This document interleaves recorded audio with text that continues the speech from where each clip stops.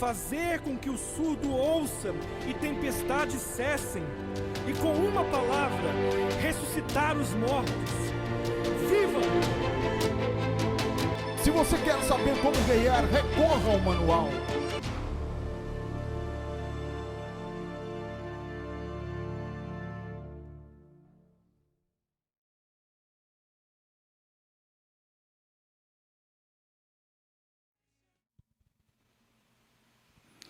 Meus amados irmãos, mais uma vez nós saudamos a todos com a graça e a paz maravilhosa do nosso Senhor e Salvador Jesus Cristo.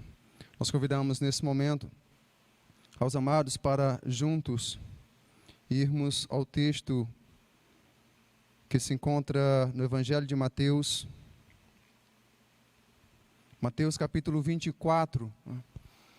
Domingo passado nós iniciamos um sermão com o tema O Retorno do Rei e os sinais da sua vinda, né? E hoje vamos dar continuidade e também conclusão, se assim o Senhor nos permitir, conforme sempre a graça maravilhosa dele. E, meus amados, eu sei que nas cidades do interior, né, o sinal de internet é coisa terrível, assim. Muitas vezes deixa a gente na mão. Ter uma internet boa numa cidade do interior custa quase o preço de um rim. Então, nós pedimos assim a compreensão dos irmãos. E eu sei que nós poderíamos gravar nossos cultos também e fazermos a postagem, como alguns líderes têm feito, né? Então, louvamos a Deus pela atitude deles. É algo bom também, alimenta o coração das ovelhas. No nosso caso, nós optamos por fazer a transmissão ao vivo para termos uma interação maior com os irmãos e podermos ter esse contato e sentirmos um pouco desse calor, né, do amor que nos une em Cristo Jesus. Então, por isso escolhemos correr o risco, né, de termos de lidar com esses problemas de conexão de internet. Mas vamos juntos ao texto de Mateus, como já dissemos, capítulo 24, sermão profético. Nós lemos no domingo passado até o verso 28. Hoje nós vamos dar continuidade a partir do verso 29. Nós vamos ler então todo o capítulo, o restante do capítulo.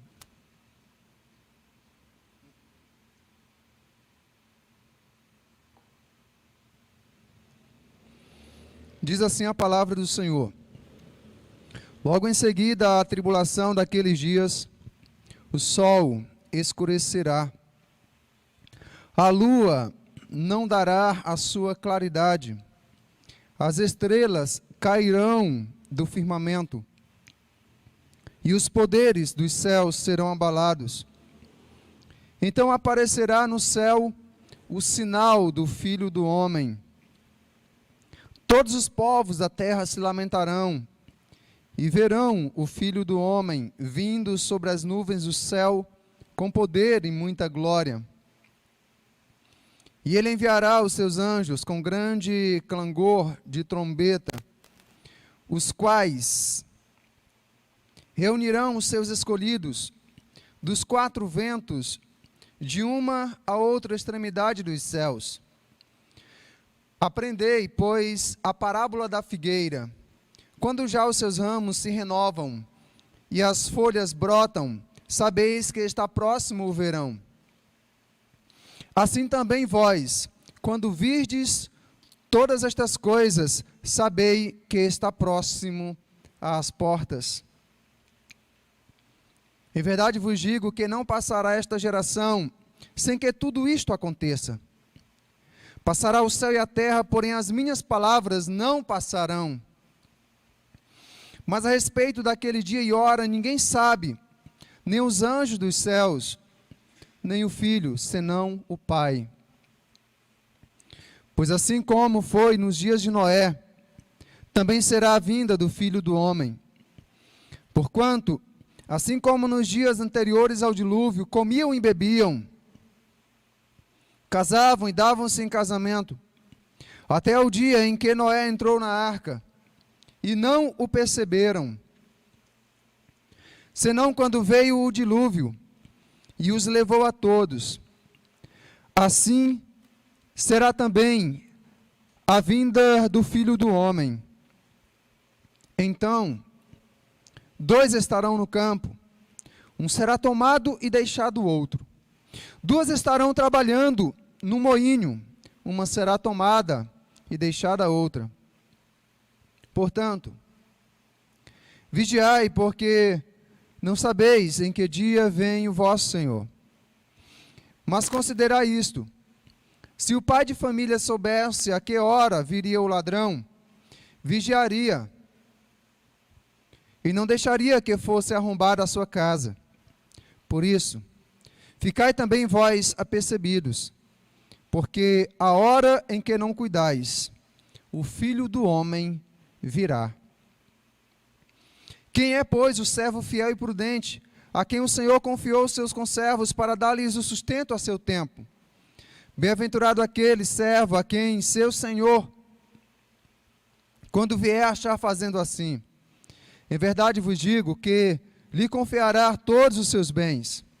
Mas se aquele servo, sendo mau, disser consigo mesmo: meu senhor demora-se, e passar a espancar os seus companheiros, e a comer e beber com os ébrios ou beberrões, virá o Senhor daquele servo em dia em que não o espera, e em hora que não sabe, e castigá-lo-á, lançando-lhe a sorte com os hipócritas.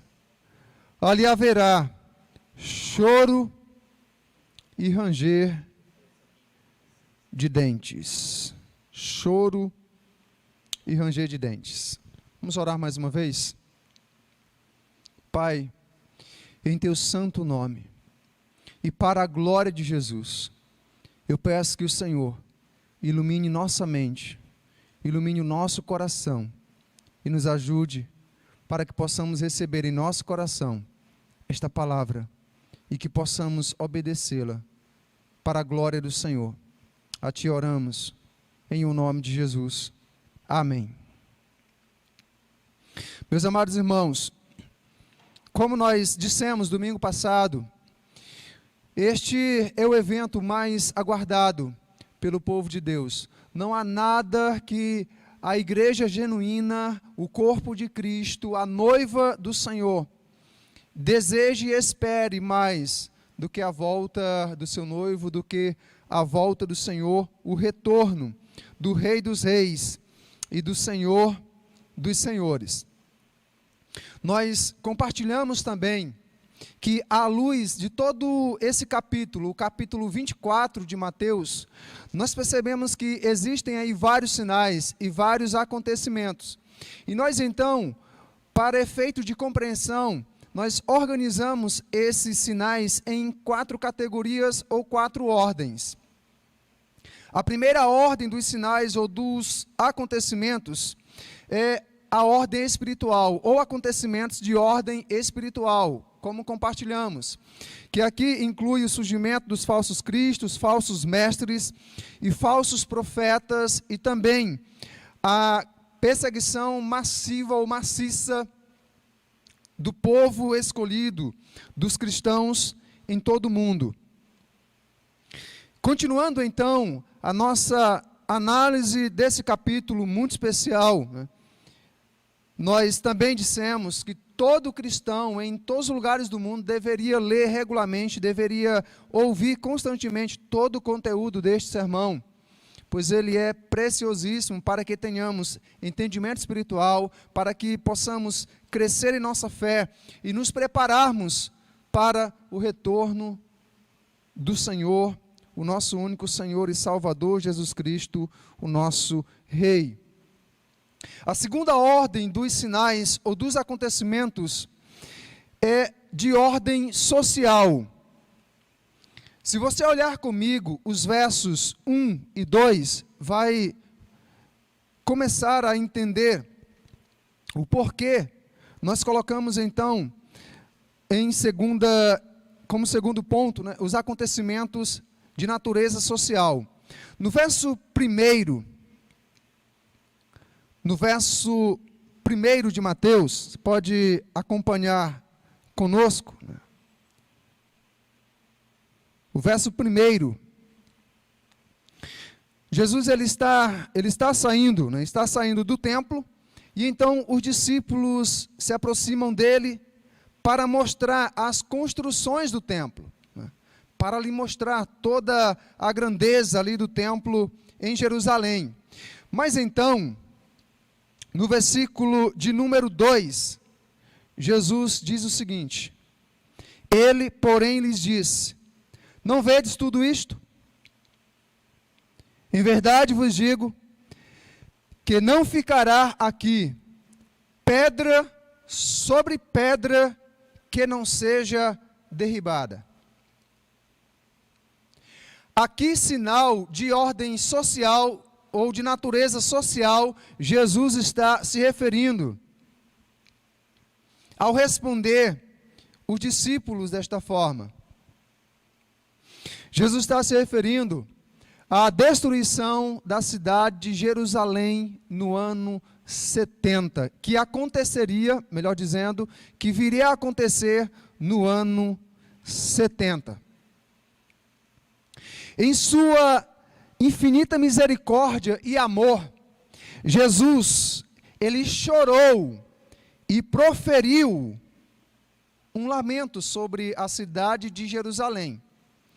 O nosso Senhor, por ser conhecedor do passado, do presente e do futuro, certa feita, ao se aproximar de Jerusalém, numa ocasião em que ele estava indo para subir posteriormente o Monte Calvário, carregando a nossa cruz, quando ele contempla a cidade, ele profere este lamento. Está registrado em Mateus capítulo 23, versos 37 e 38.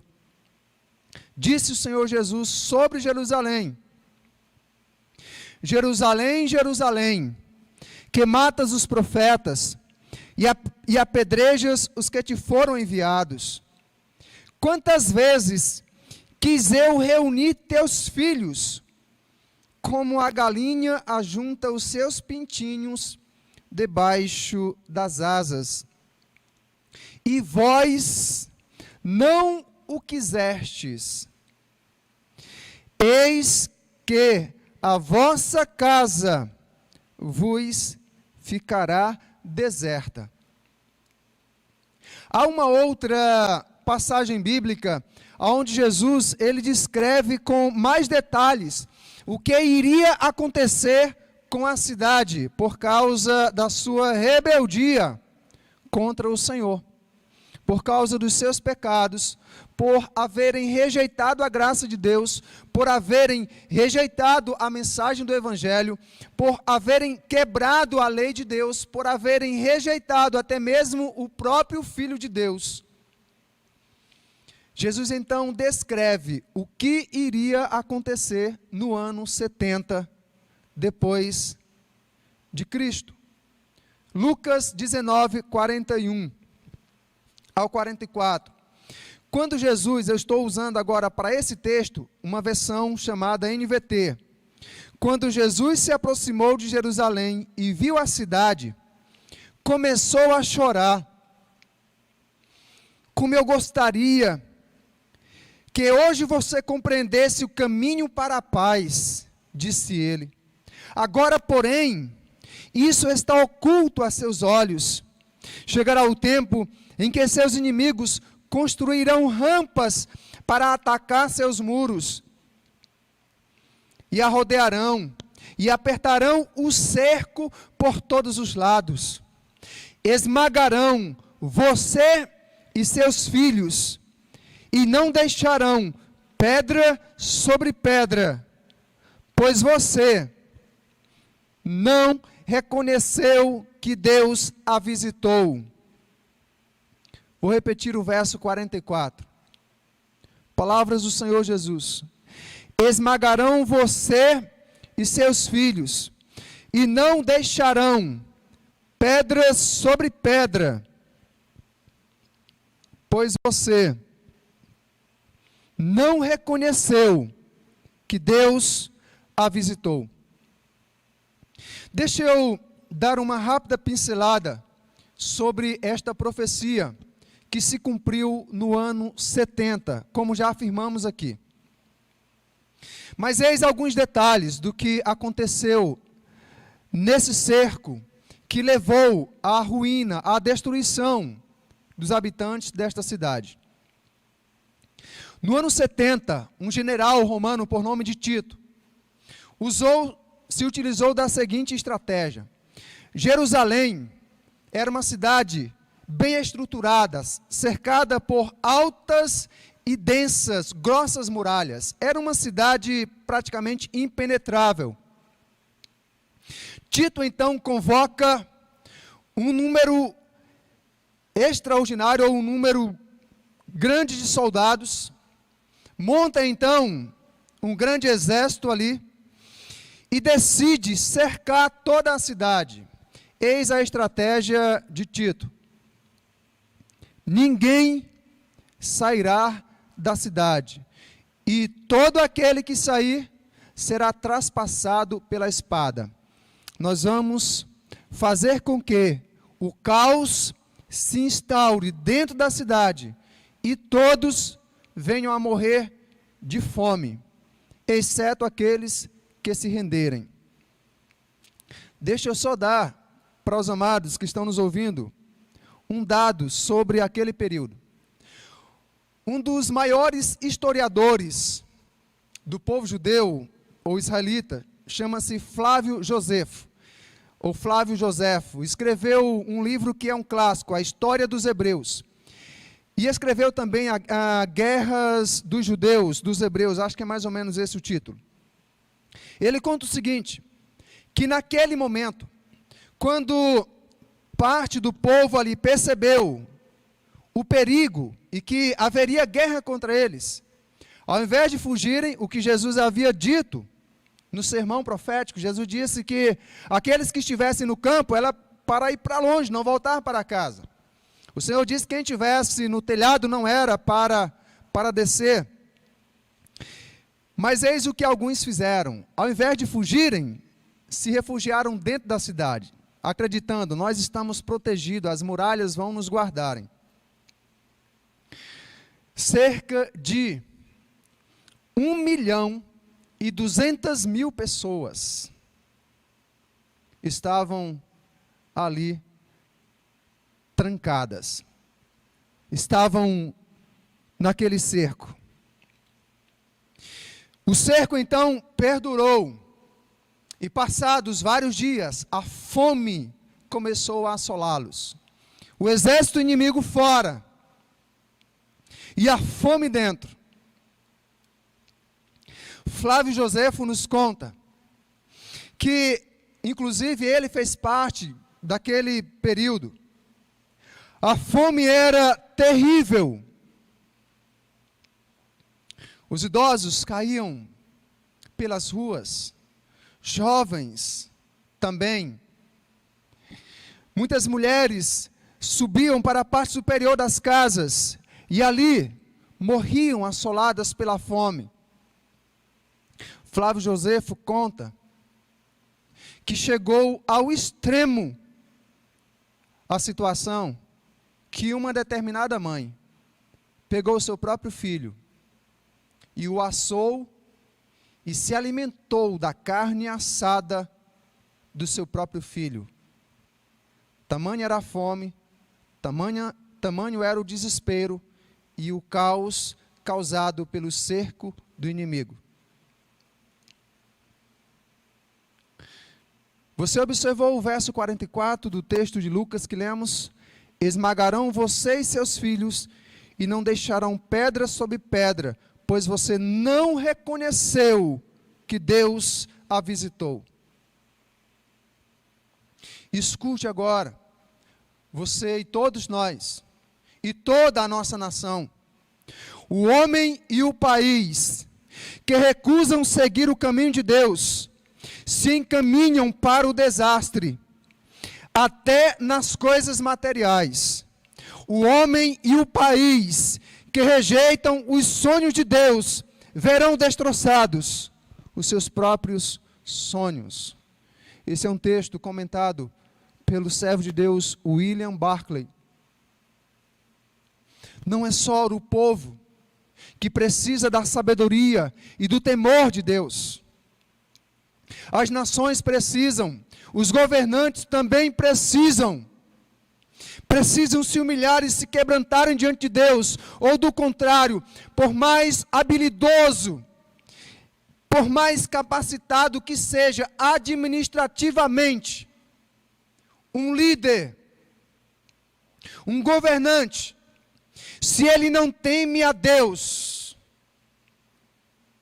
se esta nação não tem o temor de Deus, mais cedo ou mais tarde, o juízo de Deus virá sobre ela, e ela enfrentará o desastre e a ruína. Pense comigo, Jerusalém era a cidade amada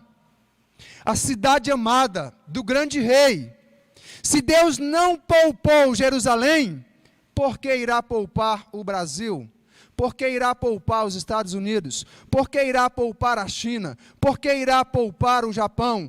Por que irá poupar a Austrália, a Alemanha, a França, a Inglaterra ou qualquer outra nação? Salmos de número 22 diz que a Ele pertence todas as nações, Ele governa sobre todas as nações.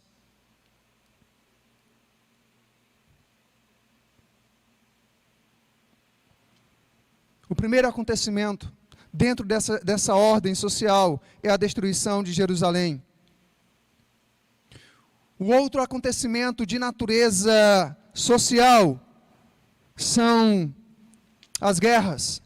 Se você olhar comigo, os versos 6 e 7 diz: vocês, Mateus 24, versos 6 e 7, vocês ouvirão falar de guerras e ameaças de guerras. Não entrem em pânico. Sim, é necessário. Olha o que o Senhor está dizendo. É necessário que essas coisas ocorram, mas ainda não será o fim. O coronavírus vai passar. Ele não vai selar, ou ele não será o ponto final. Mas ainda não será o fim. Uma nação guerreará contra a outra, e um reino contra o outro. O surgimento de guerras. Guerras entre nações, nações contra nações, ou nação contra nação, e também as guerras civis, reino contra reino, as guerras internas dentro de uma nação. Eu quero só citar rapidamente aqui para os amados alguns acontecimentos relacionados ao surgimento de guerras. Isso pegando apenas do ano de 1900 para cá. Por exemplo, 1914, surge a Primeira Guerra Mundial. Mais de 15 milhões de pessoas morreram. E deixa eu só abrir um parênteses aqui. Eu não quero que você me interprete aqui como um propagador de notícias ruins. Não entenda isto. Mas vou citar esses dados, para que você possa então comparar e fazer a sua análise e tirar também as suas conclusões a respeito das profecias bíblicas. Surgimento de guerras. 1939, Segunda Guerra Mundial. Cerca de 72 milhões de mortos. Segundo a ONU, existem atualmente 30 regiões do mundo com a presença de conflitos armados, de guerras. Para além dos conflitos em andamento, existem ainda zonas de grande tensão geopolítica, disputas terríveis, como é o caso, apenas citando um caso, Coreia do Norte e o Irã. É claro que, neste cenário, nós não temos um espaço aqui suficiente para citar tudo, pois é uma gama enorme de informações e de acontecimentos relacionados ao surgimento de guerras. Mas só para citar mais um dado: Síria, guerra civil. Esse conflito já matou mais de 500 mil pessoas, mais de 1 milhão de pessoas em uma única guerra civil, e gerou mais de 6,5 milhões de refugiados. E se você fizer uma pesquisa, você vai encontrar muito mais conflitos armados, guerras que têm surgido. Algumas surgiram já há algumas décadas, mas elas continuam, e outras têm surgido recentemente. Ainda dentro dos acontecimentos de ordem social, verso de número 7, Mateus 24, o Senhor fala que haverá fomes. Lucas 21:11 diz que haveria fome em vários lugares. Faz parte do mesmo contexto desse sermão proferido pelo Senhor. Mais alguns dados aqui para você a respeito da fome no mundo. Segundo a ONU, uma em cada 8 pessoas no mundo passa fome. São mais de 820 milhões de pessoas no mundo passando fome. Lembra do texto? Lucas 21:11. Haveria fome em vários lugares. A fome seria um dos sinais sociais que antecederia a vinda, ou que serve como indicador de que a volta do Senhor se aproxima. Ainda mais sobre a fome no mundo. A cada 1 minuto, se você marcar aí no ponteiro do seu relógio, quando ele percorrer a circunferência, o ponteiro dos segundos, quando ele percorrer a circunferência do seu relógio, em 1 minuto, a cada 1 minuto, 12 crianças morrem de fome no mundo. São cerca de 17.280 crianças morrendo de fome por dia. Sabe quantas crianças morrem de fome por ano no mundo? Mais de 6 milhões de crianças. Mais de 6 milhões de crianças. Mas as epidemias e pandemias também são citadas na Bíblia.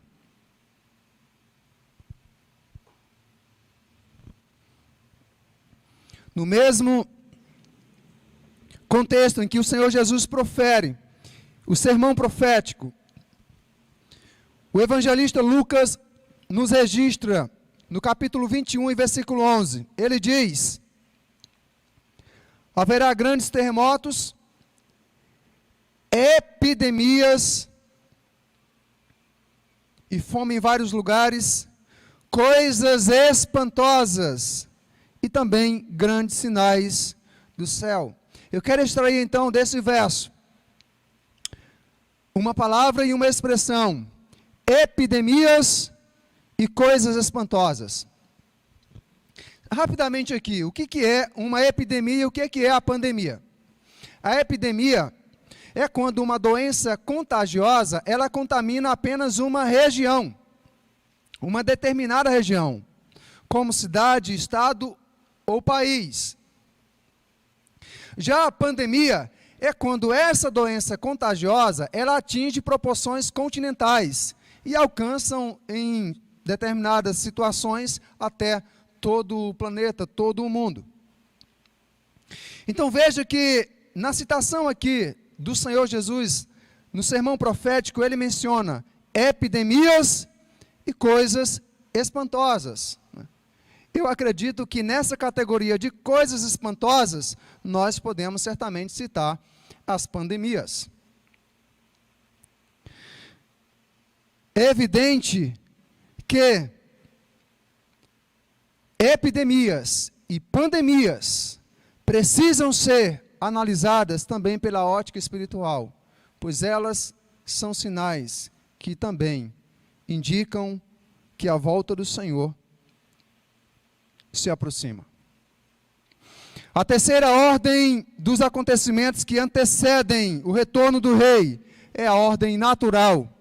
Se você observar comigo, verso de número 7, nos diz que surgiria terremotos em vários lugares. E no texto já citado, de Lucas 21:11, haverá grandes terremotos. Se você usar a sua internet aí e posteriormente fizer uma rápida pesquisa sobre os 10 maiores terremotos, só do século XX, por exemplo, você vai perceber todo o estrago que eles causaram. E se você fizer uma pesquisa sobre a quantidade de terremotos que surgiram apenas nesse período, do século XX ao século XXI, você vai certamente repensar sobre o que o Senhor proferiu neste sermão. Mas só citando um para você. No dia 12 de janeiro de 2011, no Haiti, um terremoto feriu 250, deixou 75 mil mortos e 1 milhão de desabrigados. Faça posteriormente essa pesquisa. Se antene. Abra os seus olhos e não analise as coisas apenas de maneira natural. Nós somos homens e mulheres, filhos de Deus, que procuram analisar as coisas também de maneira espiritual. E em último lugar, os acontecimentos de ordem cósmica ou universal. Se você observar comigo, Mateus 24:29, o Senhor nos diz: logo em seguida, a tribulação daqueles dias, o sol escurecerá, a lua não dará a sua claridade, as estrelas cairão do firmamento, e os poderes dos céus serão abalados. Perceba aqui, os principais astros do sistema solar, Sol e Lua, terão sua luminosidade interrompida. As estrelas cairão. A estrutura planetária será abalada diante da vinda do Senhor Jesus.